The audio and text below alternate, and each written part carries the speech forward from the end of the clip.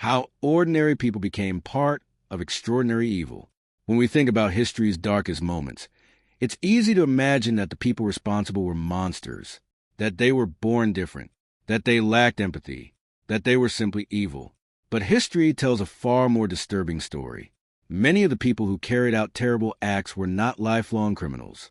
They were teachers, factory workers, police officers, soldiers, parents, neighbors, ordinary people. So the question becomes, how does an ordinary person become part of something so extraordinary in its cruelty? The answer isn't found in a single decision. It's found in a series of small decisions.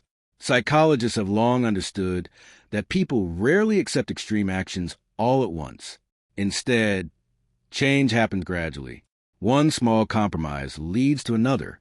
A harmless favor becomes a larger responsibility. A simple agreement becomes loyalty.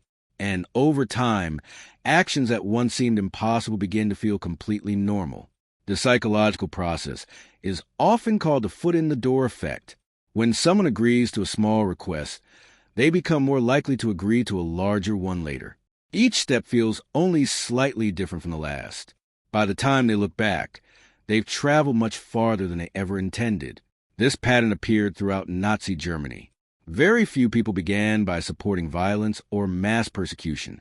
Instead, many accepted small changes, new laws, new restrictions, new rules, new expectations. Each one seemed temporary. Each one seemed reasonable on its own. But together, they transformed an entire nation. Another powerful psychological force was moral disengagement.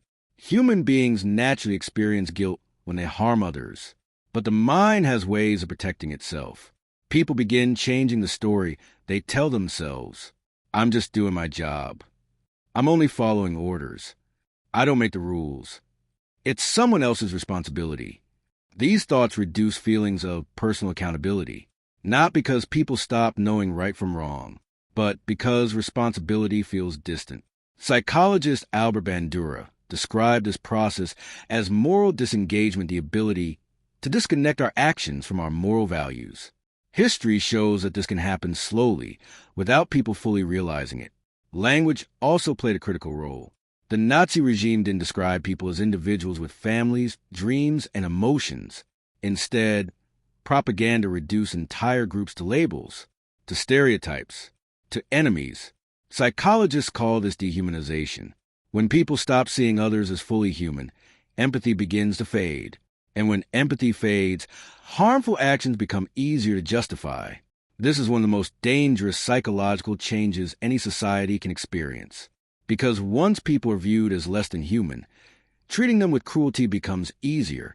The frightening truth is that none of these psychological processes disappeared after World War II. They still exist today. Whenever people blindly obey authority, whenever fear replaces compassion, whenever propaganda divides people into us and them, whenever individuals stop questioning harmful behavior, the same patterns can begin to emerge. History doesn't repeat itself in exactly the same way, but human psychology remains remarkably consistent. The rise of Nazi Germany reminds us that extraordinary evil rarely begins with extraordinary people. It begins with ordinary people making ordinary choices. Choices that seem small, choices that feel harmless, until one day, those choices become part of something much larger than anyone imagined. That is why understanding psychology matters, not to judge the past, but to protect the future. Because the greatest safeguard against repeating history is not believing that we are different from those who came before us. It is recognizing that we are human, and understanding just how powerful influence, fear, conformity, and obedience can become when left unquestioned. History's darkest chapters were written by ordinary people. History's brightest chapters can be written by ordinary people too. The difference lies in the choices we make when it matters most.